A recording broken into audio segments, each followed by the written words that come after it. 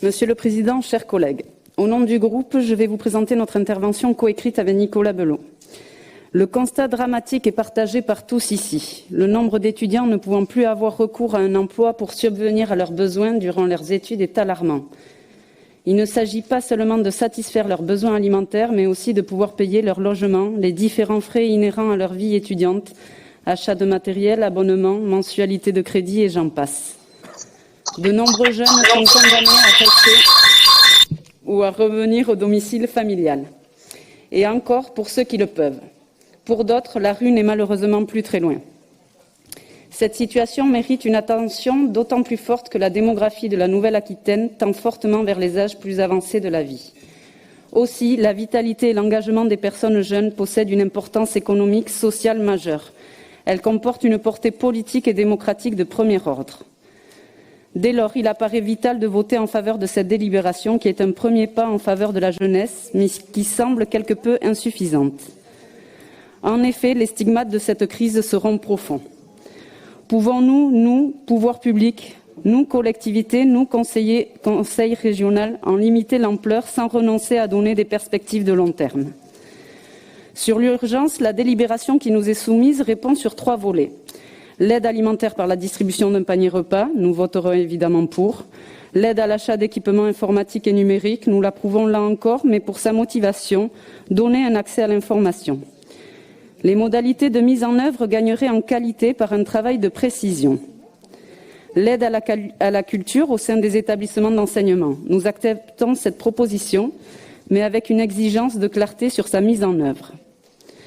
Plus largement, nous souhaitons que ces mesures fassent l'objet d'une évaluation claire, précise, ouverte et transparente. Il y a là une opportunité de progrès dans la fabrique des politiques publiques en Nouvelle-Aquitaine. Il y a là une responsabilité politique, financière et morale pour l'avenir, pour les jeunes de demain.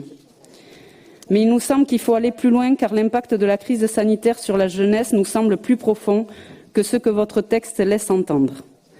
Le travail des associations pour les jeunes est inouï et remarquable. Nous devons tous les applaudir.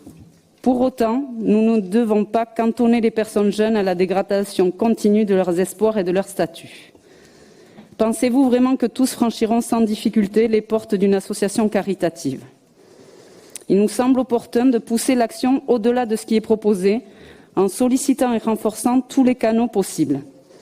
Nous ne devons pas laisser en marge tous ceux qui, ayant perdu leur travail, leur permettant de subvenir à toutes leurs charges durant leurs études, ceux qui n'osent pas se diriger vers les associations caritatives ou autres associations et qui tombent dans une spirale infernale, accroissant une souffrance psychologique déjà bien présente en raison de la pandémie. Aussi, souhaitons-nous pousser notre réflexion au-delà de la délibération proposée. En effet, l'Assemblée régionale pourrait-elle et accepterait-elle de déployer une aide plus personnelle, prenant en compte la perte et les besoins réels des étudiants et jeunes professionnels? L'aide gouvernementale versée en une fois est non renouvelable. Or, elle est insuffisante. Il n'appartient certes pas aux régions d'empiéter sur les compétences de l'État ni d'assumer ses dépenses. Mais lorsque la misère frappe en trombe à la porte, devons-nous d'abord consulter le manuel du savoir-vivre?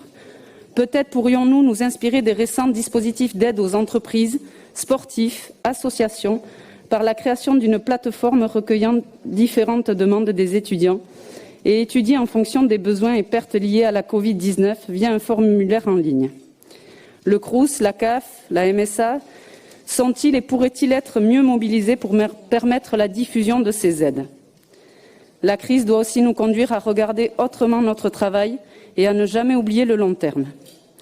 Nous ne devons jamais nous habituer à identifier jeunesse et précarité.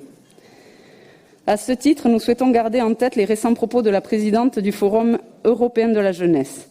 Nous demandons aux dirigeants européens de ne pas répéter les erreurs de la crise financière, mais d'investir dans un avenir durable pour les jeunes ainsi que dans les emplois de qualité. Gardons en tête notre volonté commune de permettre à chacun de trouver un emploi de qualité. Dans ce contexte, Président, chers collègues, les dispositifs de commande publique, DSP et marchés publics dans notre région et au sein de notre collectivité pourraient-ils devenir un atout supplémentaire pour l'emploi des publics jeunes?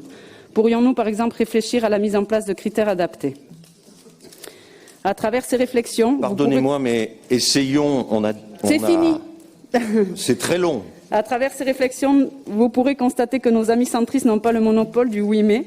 Cette évocation du président Giscard d'Estaing n'est pas neutre. Il a été un promoteur reconnu de la jeunesse et de ses droits. Nous tenons aujourd'hui à lui rendre hommage. Je vous remercie.